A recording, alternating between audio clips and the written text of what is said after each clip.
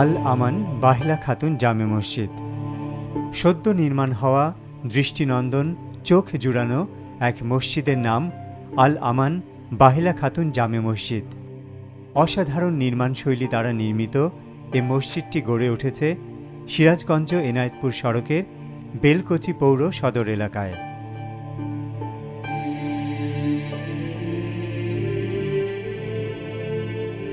দেশের অন্যতম সুন্দর মসজিদ এটি। গেল 2 এপ্রিল শুক্রবার জুমার নামাজের মধ্য দিয়ে এ মসজিদের উদ্বোধন করা হয়। বেশ দূর থেকেই মসজিদের গম্বুজ ও নির্মাণাধীন মিনার দুটি সবার নজর কাড়ে।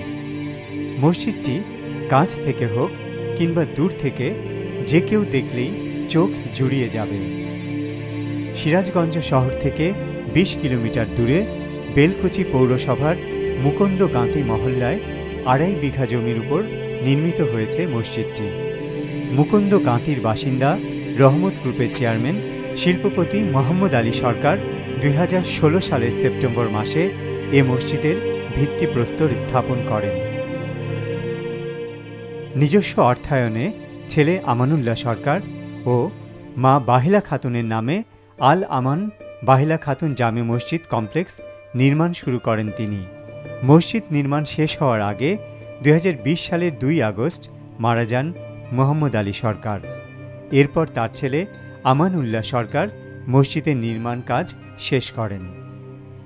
মসজিদে ছাই রঙের বিশালাকৃতির একটি গম্বুজ রয়েছে। এছাড়া মেঝেতে সাদা রঙের ঝকঝকে তকতকে টাইলস এবং পিলারগুলো মার্বেল পাথরে জড়ানো রয়েছে। তৃতীয় তলায় গম্বুজের সঙ্গে লাগানো ছাড়াও অন্যান্য স্থানে চায়না থেকে আনা বেশ কয়েকটি আলো ঝলমলে ঝাড়বাতি লাগানো হয়েছে। 2 পাশে নির্মাণাধীন 11 তলা সমতুল্য 110 ফিট উচ্চতার মিনার থেকে আজানের ধ্বনি এলাকায় ছড়িয়ে পড়ছে। মসজিদের চারপাশে সাদা রঙের পিলার, সুউচ্চ জানালা, সাদাটে রঙের টাইলস। মসজিদ চত্বরে পরিকল্পিতভাবে লাগানো সবুজ ঘাস।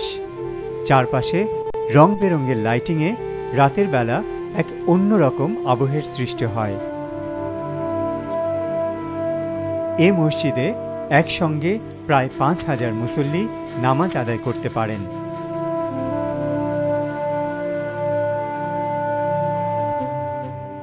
রয়েছে পাঠাগার ও শৌচাগার। সেই সঙ্গে মসজিদের প্রবেশপথের 2 সিঁড়ির পাশে কাচে ঘেরা অটো ফিল্টার করা পানি দিয়ে ওজুর ব্যবস্থা আছে। এছাড়া ইতালি ও ইন্ডিয়া থেকে আনা উন্নত মানের মার্বেল পাথর সহ কাঠের কারুকাজে মসজিদের বিভিন্ন স্থানকে আকর্ষণীয় করতে নান্দনিক নকশার কাজ করা হয়েছে।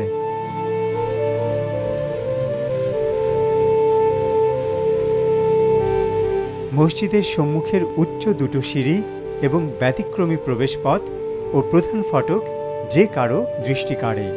এলাকাসহ দূর দূরান্ত থেকে অসংখ্য ধর্মপ্রাণ মুসল্লি সহ সব ধর্মের মানুষ এখানে এসে তাদের দৃষ্টি জুড়িয়ে নেন।